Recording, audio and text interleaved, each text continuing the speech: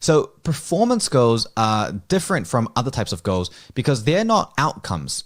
Performance goals are goals that indicate that you are on the way to achieving your outcome goal. So for example, if you're in a race, like a driving car race, and your goal is to finish a lap in 1 minute, and you know that in this curve that's coming up right here, there might be a particular corner, and you know that 100 meters before that corner, you need to be going at 80 kilometers an hour.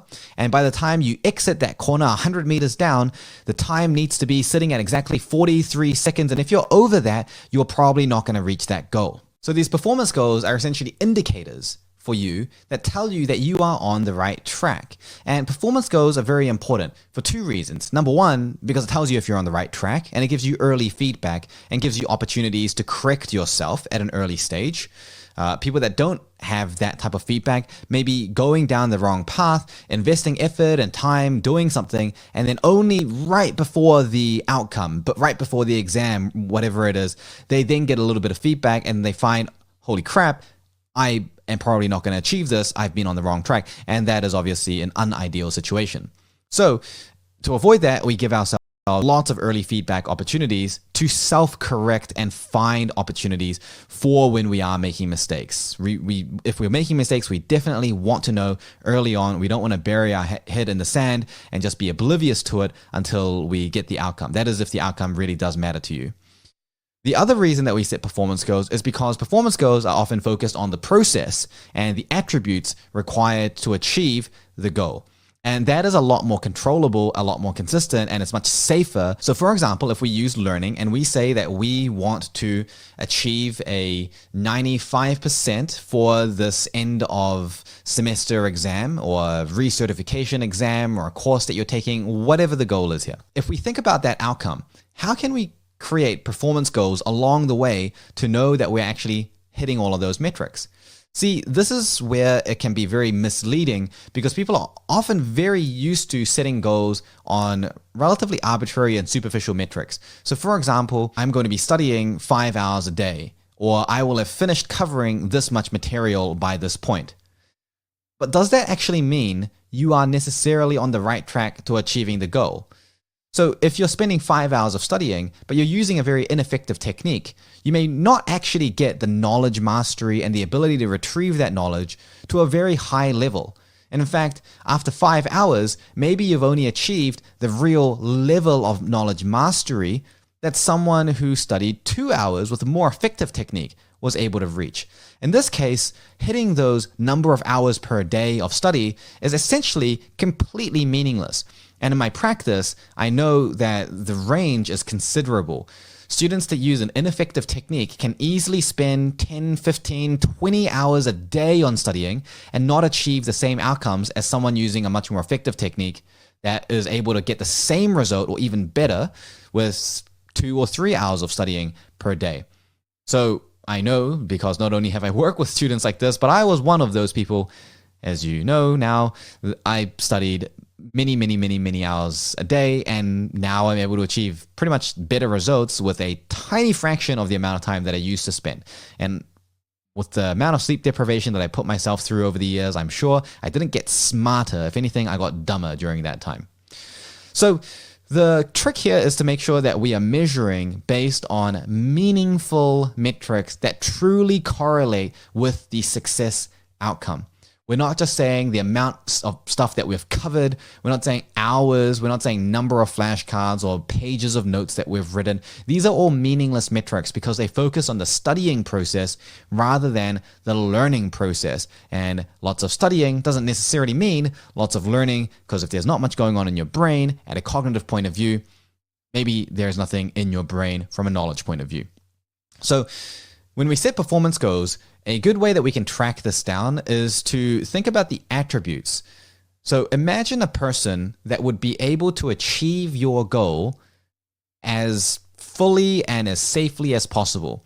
Imagine and that doesn't have to be a real person. It can be completely imaginary, a hypothetical person that you think about and think, this person would definitely be able to achieve this goal. If this person cannot achieve this goal, no one can achieve this goal. You want to find the avatar of goal success.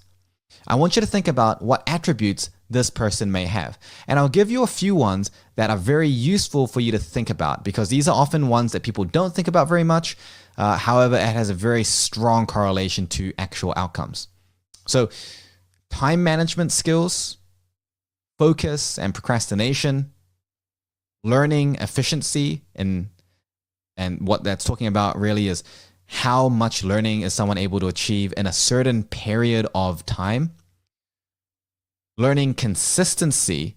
So this is talking about how consistently is someone engaging in their learning activities, right? So that's different from efficiency. So learning consistency, their stress management abilities.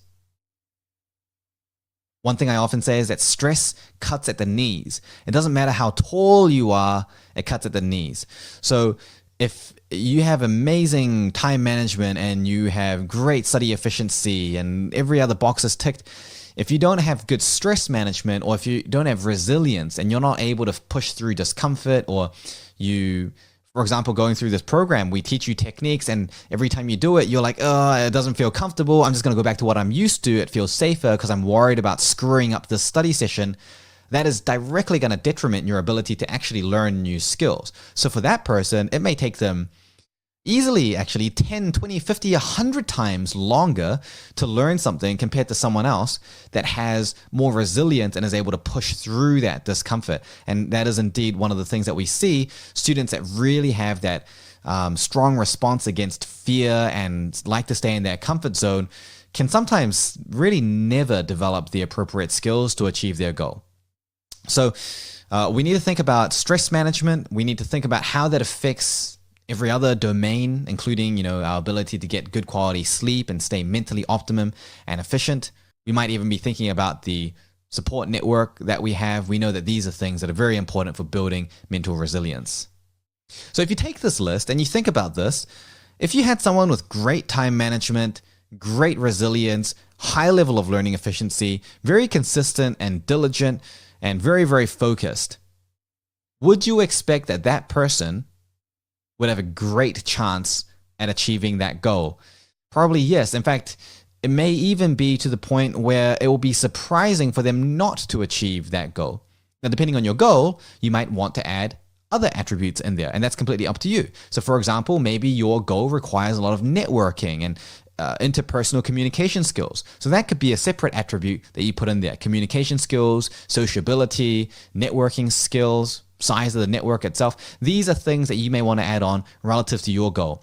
But the key is to look at the goal and think, what are the attributes that are required for someone to ideally achieve this? And then what we do is we think about those attributes and we think about ourselves in relation to those attributes. How do we fare when it comes to those things? So this is a completely different perspective on goal setting that people normally have. Normally, people will be going into goal setting thinking, I want to achieve a certain score in an exam. I need to do this amount of studying by this day, this day, this day. However, the learning that you get, the result that you get, your ability to actually reach any of those performance goals is completely dependent on your attributes. If you have terrible time management and your learning efficiency is poor and you're not consistent and you always get distracted, then it doesn't matter what goals you set yourself along the way. You're just not likely to achieve it because you simply don't have the attributes required to hit the goals. Whereas if you do have the attributes, you'll hit those goals probably without even really trying to. You will hit them as just a natural side effect of you engaging in your process of preparation. So trace back those perfect attributes that you think that the imaginary person that you've thought of would have, and then compare that to your current set of attributes and see what is the difference there. Maybe you're pretty good in some areas, but you're deficient in others.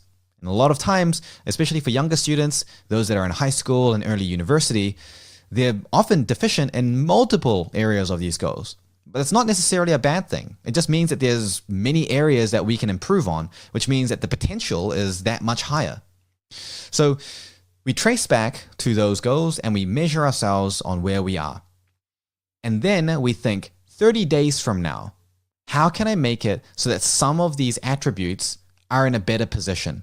How can I develop these attributes 30 days from now? And that becomes a short-term performance goal. we are able to see how we're progressing based on our progress through these attributes. Now, if you've got 7 or 8 different attributes that you need to work on, don't work on 7 or 8 all at once, because that's overwhelming, extremely overwhelming. You're not likely to be able to hit all of those goals, and you're probably going to fail at all of them if you give yourself too much on your plate. Instead, pick maybe the 2 or 3 at most that you think are the most important for you right now. If you think all of them are very important for you, just pick 2 or 3. It doesn't even matter. The idea is that you can't do more than that because it just increases your risk of failure. So even if there's heaps to do, you just have to put it off until later. Right now, focus on really nailing and making some good progress on 2 or 3 very important attributes for you to work on. And then think, how will I know whether I've progressed to that 30-day point? So let's take time management, for example. Let's say right now you're thinking, well, I'm able to schedule my time 3 times a week, and I'm actually following that schedule to about 20% accuracy in real practice. And I'm actually getting through only, let's say, a third of my task list every single day. 30 days from now, we're probably not going to expect that we are suddenly now the manifested demigod of time management. That's probably a little unlikely, but we can be a little bit better. So we can be scheduling our time maybe 4 or 5 days a week, and we can be following that schedule accurately maybe 60% of the time. So it's not perfect, but it's definitely a strong improvement from where we were before. And so by doing this, we're really stacking those marginal gains in a strategic way that we know is going to get us closer and closer to those goals. Because again, remember, when we get to the point where our attributes are really as good and as consistent as they need to be to achieve the goal, the outcome itself is simply a symptom of the right underlying process. The outcome is simply a symptom. You don't control the outcome directly. You control the process through which you engage in to try to achieve the outcome. And you cross your fingers for everything else and hope that luck doesn't ruin all of that. And sometimes it does, and that's just life, but we can't control that. All we can control is our process and making sure that we ticked all of the boxes that we know we have to tick to give ourselves the best chance. Working down to the 14-day goal is very straightforward. We simply do the same thing, but instead of 30 days from now, we think 14 days from now. And at 14 days from now, it's not going to be impressive at all. The golden rule here is to make a goal where in the worst case scenario, you will still achieve it. And in the best case scenario, you far exceed it.